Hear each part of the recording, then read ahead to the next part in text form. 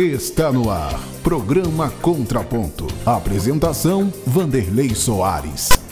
Olá para você que nos acompanha do outro lado da tela. Estamos começando o programa Contraponto, onde você encontra opinião, entrevistas e o lado quente da notícia. No programa de hoje, nós contamos com a presença de Pedro Marcelino. Pedro, obrigado pela sua presença, fique à vontade, tá bom? Seja bem-vindo à nossa humilde casa. Pedro Marcelino, bacharel em Humanidades pela Universidade Federal da Bahia, ex-vereador e permanente militante político. Ingressou no PCdoB em 1987 e, como legislador, aprovou projetos importantes, fiscalizou denúncias e esteve engajado na luta de classes trabalhadoras. Hoje ele veio falar sobre o seu livro Alagoinhas, o que a memória guarda, lançado no ano passado pela editora, da Fundação Iraci Gama, reunindo crônicas sobre fatos que marcaram sua vida, sua infância, sua adolescência, sua juventude. Esse livro bacana que o Pedro também lançou em Salvador. Pedro, foi. Obrigado pela sua presença, viu? Obrigado a você pela sua oportunidade, Vanderlei. Parabenizando, por essa iniciativa. Acompanhei a primeira entrevista, muita repercussão, Aquela entrevista tem um sentido histórico. E você está de parabéns, porque inovou o rádio, os programas matinais da cidade, e agora essa nova iniciativa, continuando nessa linha de inovar sempre, o que é muito bom para a imprensa local e para o conjunto da vida social e política de Alagoinhas. Parabéns. E o que a memória guarda? A memória da gente guarda muita coisa, muitas andanças, muitas histórias, infância, adolescência, juventude, transições na vida da gente que são marcantes, Pedro? E você que viveu numa região, nasceu numa região, lá em Boa União, que ainda tinha outro nome, Ainda tinha Igreja Nova. Então, lá ainda, como em Alagoinhas, nas décadas de 50 e 60, ainda cultivavam, Aliás, lá ainda cultiva aquela essência do que é ser criança, do que é ser adolescência, mesmo com todo o aparato, todo o avanço tecnológico do celular, do tablet, da televisão, Full HD, mas era uma infância diferente, Pedro? Ah, sem dúvida, Vanderlei. Eu tinha esse projeto de escrever a experiência da minha vida mais para diante, daqui a uns 10 anos ainda. Você relata isso na primeira crônica. No prefácio. Porque eu considero que vivi uma infância muito feliz, no meio de uma biodiversidade fantástica, um lugar cercado de cachoeiras, rios não poluídos ainda, bicas, e um lugar cercado de fauna e flora riquíssima, abundante. E o mais importante de tudo, as propriedades sem nenhuma fronteira. Você circulava de um local para outro e aquelas propriedades onde não se comercializava nada, tudo era para o consumo e uma vida solidária fantástica, Produção solidária, vida social com muita interação, com muita interatividade, com muita solidariedade, festa, alegria, tudo que um povo precisa para ser feliz, nós vivíamos, Então eu quis contar isso, a festa do padroeiro, o clima natalino, as querelas também políticas, os personagens mais interessantes da localidade. Isso na infância, em Boa União, e chegando em Alagoinhas também, um ambiente fantástico, Uma vida ainda simples, singela, onde havia muita vida no sentido dos valores, que devem... Valores humanos. Humanos. Muita solidariedade, vizinhança, troca, afetividade, afeição. E Alagoinhas é tudo isso. Quando a gente lança um livro desse, que ele vai percorrendo o mundo, porque os alagoenses do mundo inteiro estão interessados, ele já foi para os Estados Unidos, sim. Gente de todos os estados da federação, porque hoje com a facilidade da internet tem conhecimento e buscam, interagem e falam do seu amor pela terra. Isso é algo que eu acho que as Alagoinhas têm muito e poucas cidades guardaram essa memória afetiva que agora está se revelando muito forte, Você posta uma foto aí na rede e logo as pessoas comentam, as pessoas se identificam, falam da sua vivência com aquela realidade. A gente perdeu um pouco dessa essência, né? O que você conta aqui em Alagoinhas, que é a memória guarda, a gente perdeu um pouco dessa essência da infância, da juventude, dessa coisa de andar descalço, brincar na areia, de tomar banho em nascentes, rios com muita qualidade na água, mas em compensação a gente ganhou facilidade na comunicação, né, Pedro? Você falou que postava uma foto, postar uma foto agora, daqui a alguns minutos, instantes depois, ela já está sendo vista e comentada no mundo inteiro. Se você tiver amigos nos Estados Unidos, como tem, na Europa, em Salvador, em outros estados, os comentários são instantâneos. Facilitou por esse lado, né, Pedro? Por esse lado, sim. Mas nós temos que combinar, né? Eu estou na linha do Charlie Chaplin. Homens é que sois, não máquinas. Né? Porque uma das minhas crônicas aí, Wanderlei, eu falo da relação com meus filhos, que é uma relação fantástica, com todos 5. Mas tem 2 do primeiro casamento que já foram, eles viveram uma outra realidade, mas agora os 3 do segundo casamento, o mais velho é o fone no ouvido 24 horas por dia. Eu acho que é a realidade dessa geração dele. É diferente da nossa, né? E até a comunicação é através de sinais. O abraço é um pouco fazendo o sinal da afetividade para não perder essa perspectiva. Mas ele faz o sinal, ele responde o abraço, mas o fone do ouvido ali não sai de jeito nenhum. E o prefácio do livro foi feito por um amigo seu, Walter Queiroz, né? Que é um cineasta, é um escritor, é uma figura fantástica. Né? Sim. Valtinho, ele escreve quinzenalmente para o jornal à tarde e os textos dele prende humanidade, pugna por esses valores ainda, né, solidários que vão se perdendo. E eu sou fã dele há muitos anos. O texto que ele publicou no Jornal à Tarde há uns 8, 10 anos atrás sobre o discurso dele como orador da turma do curso de Direito, ele foi orador da turma, é uma lição de vida. E ele é compositor, cantor, fantástico, né, intelectual, pessoa muito querida.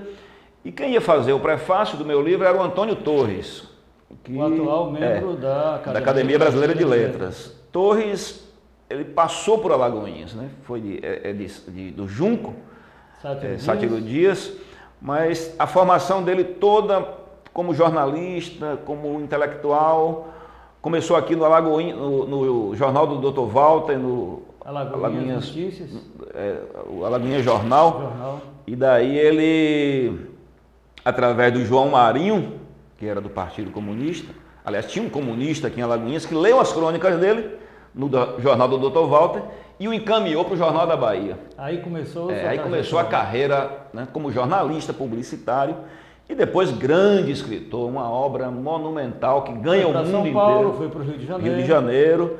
E o Antônio Torres, que já tinha escrito para nós um artigo na revista, Alagoinhas Revista, que nós publicamos quando fui secretário de Cultura, ele ficou de fazer o prefácio, mas aí começou a correr mundo publicando a sua obra, me pediu desculpas. Olha, Marcelino, não vai dar para eu fazer do jeito que eu gostaria, né, de fazer. E eu pedi ao Valtinho, ficou muito bom também, muita repercussão. O prefácio dele é fantástico. E em 1974 você foi fazer sua inscrição no Serviço Militar e serviu em 1975 no 14º Batalhão de Infantaria e Artilharia Antiaérea, lá em Amaralina. Lá em Amaralina, Naquele tempo servir o Exército era uma febre, né? A minha juventude toda ia para a Marinha, para o Exército ou para a Aeronáutica. E eu me inscrevi lá na 17ª circunscrição militar. Foi fazer a seleção na Fonte Nova, milhares onde de colocam jovens. Mais de 200 jovens, todos nus e vem um médico com a varetinha. Passei por esse mesmo processo lá. Aqueles litros de sangue, né, que você tirava. E depois cada um desses jovens ia para uma unidade militar de Salvador. E eu fui para Amaralina. Se passasse no teste. Se passasse no teste, Estive lá, todos queriam ser reservistas de primeira categoria. Né? Porque se você servisse aqui em tiro de guerra, era reservista de segunda categoria. ou se fosse dispensado, de terceira categoria. E de primeira categoria era mais fácil para arrumar emprego, tinha mais prestígio social, enfim. E lá foi uma experiência também muito interessante, convivendo com mais de 300 jovens de todos os cantos da Bahia e de Salvador também. É um aprendizado importante, muito, né, fiz amizades fantásticas para o resto da vida e também experiências políticas, né, de vida muito interessantes. Eu fui dispensado nessa mesma época, né, por excesso de contingente e também pelo meu porte físico, que não era lá muito aceitável pelo Exército, pela Marinha ou pela Aeronáutica, mas a conversa que eu tenho com muita gente que se viu é que é uma experiência fantástica. Muito boa. E você já tinha participado em Alagoinhas de grêmios estudantis. Sim. Como é que você levou para lá essa vivência política com um período conturbado da ditadura? 1975 era quase que o auge do período turbulento. A ditadura era meio paranoica, né? Eu, por ter sido presidente do Grêmio, aqui em Alagoinhas, fui chamado certo dia pelo sargento da seção de investigações internas do quartel para uma entrevista. E cheguei assustado, porque ele fazia perguntas do tipo se eu tinha participado aqui de movimentos, se eu conhecia algum professor que puxava movimentos na escola. E não entendia porquê das perguntas. E ao final a entrevista era para eu organizar o time de futebol do quartel.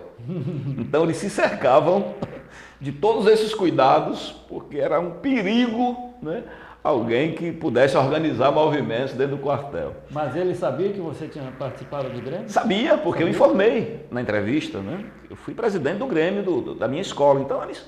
Bom, esse cidadão aqui foi presidente do Grêmio, tem alguma experiência em organizar alguma coisa. Eu fui organizar o time do quartel, mas para isso eles se cercavam desses cuidados. Em outra oportunidade eu levei meus livros à noite, cheguei um domingo à noite de Alagoinhas e levei livros de sociologia, de filosofia, que eu sempre gostei de ler. Nenhum de Leonardo Boff?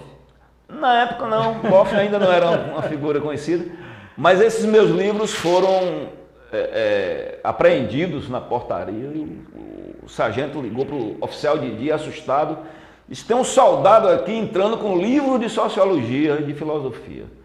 E aí esses livros ficaram 15 dias presos até que me chamaram, olha, toma aqui seus livros, não tem nada de subversão, mas leve para casa, porque livro de sociologia aqui não cai bem. Mas fiz muita amizade. Nesse período lá, os comunistas aqui da Bahia acabaram presos, né, e ficaram lá no quartel de Amaralina.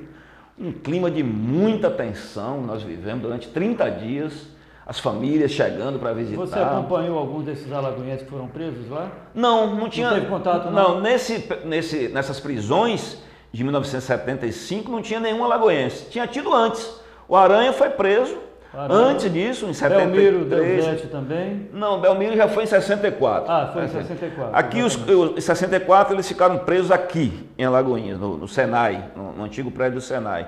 Depois, um outro período, foi o pessoal organizando já o PCdoB, o Aranha, o Muti, uns jovens do colégio secundarista, do curso secundarista, também foram presos, ficaram em Amaralina. Mas em 75... nova leva de comunistas presos, mas não tinha ninguém de Alagoinhas. Ali tinha o pessoal da família Santana, tinha algumas figuras mais conhecidas, mas eles ficaram poucos dias em Amaralina, foram interrogados e logo foram transferidos para o quartel do Barbalho. Mas foram 15, 20 dias assim, de muita tensão que nós vivemos, né? O Dom Avelar Brandão Vilela era o arcebispo primário do Brasil, e foi ao quartel de Amaralina visitar os presos, denunciando as prisões, e aquilo teve uma repercussão nacional muito grande, e a gente ali vivendo tudo isso. Ele era um humanista, né? Ele era. Em 87 você entrou no PCdoB. Foi. Mas antes disso... Eu fiquei em Salvador, continuei meus estudos e depois fui para o Polo Petroquímico de Camaçari. O polo estava abrindo aqui, ninguém sabia muito o que era o Polo Petroquímico de Camaçari. O primeiro polo petroquímico do Brasil. Brasil, o maior da América Latina. E eu fui aprovado no concurso, fui da primeira turma da Copene.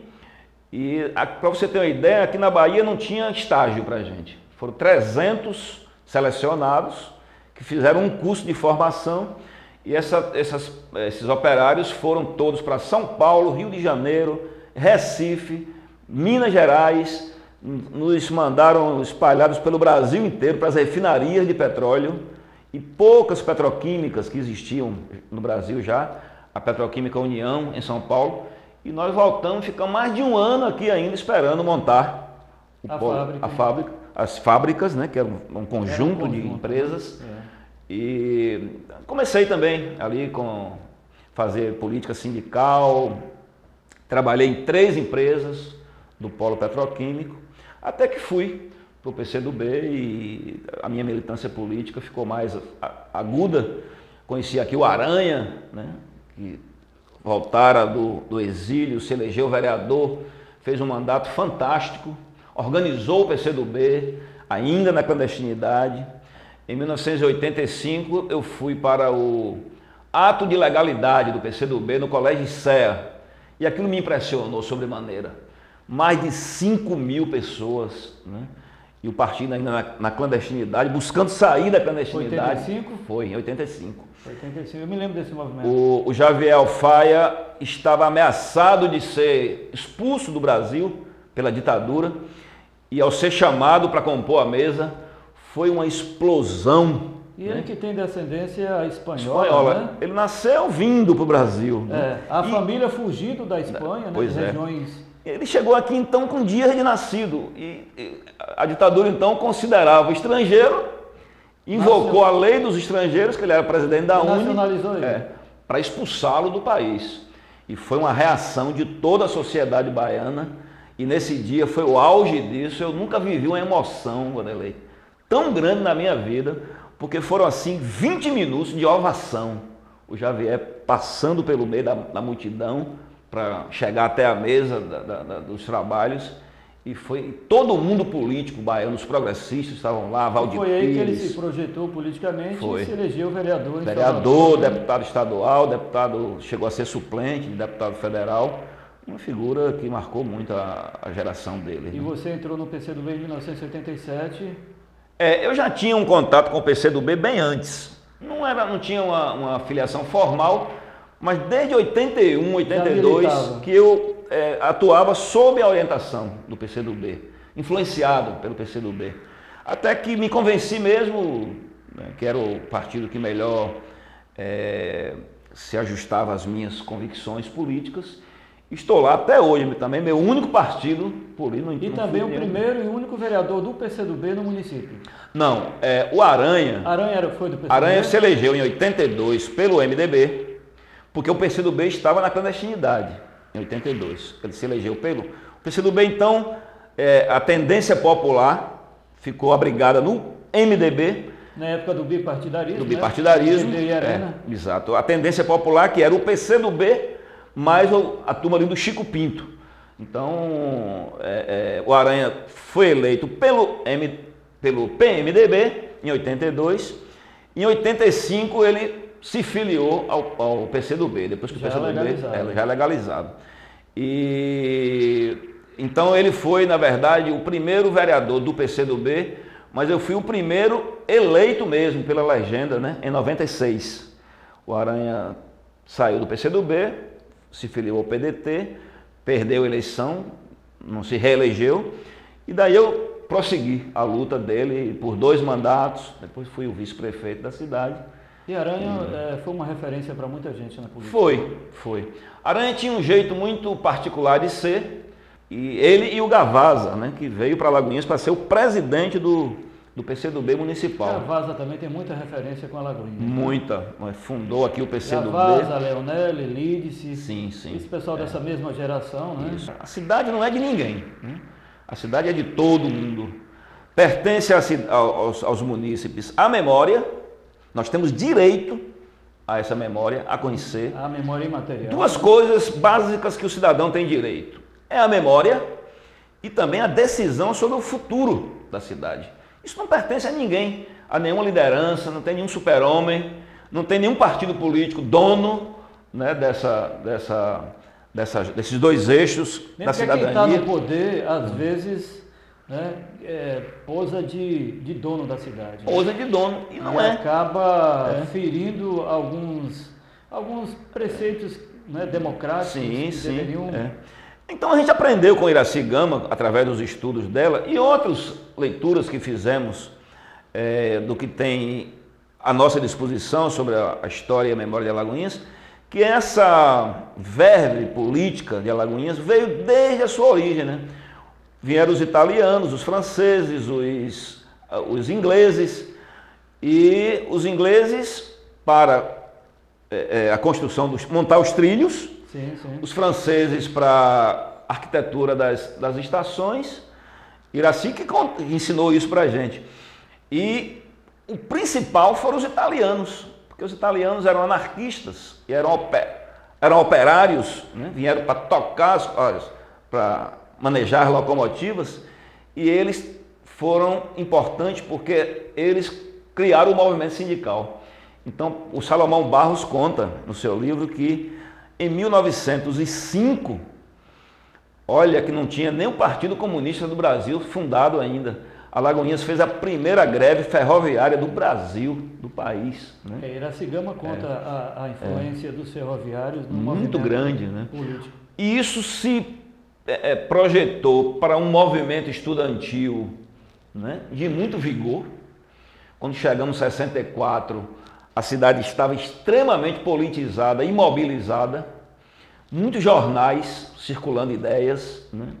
Um corpo de intelectuais muito consolidados aqui na cidade, um movimento sindical vigoroso e pujante. Portanto, nós tínhamos que fazer o que fizemos, que foi reagir e enfrentar a ditadura militar, né? E o preço foi alto.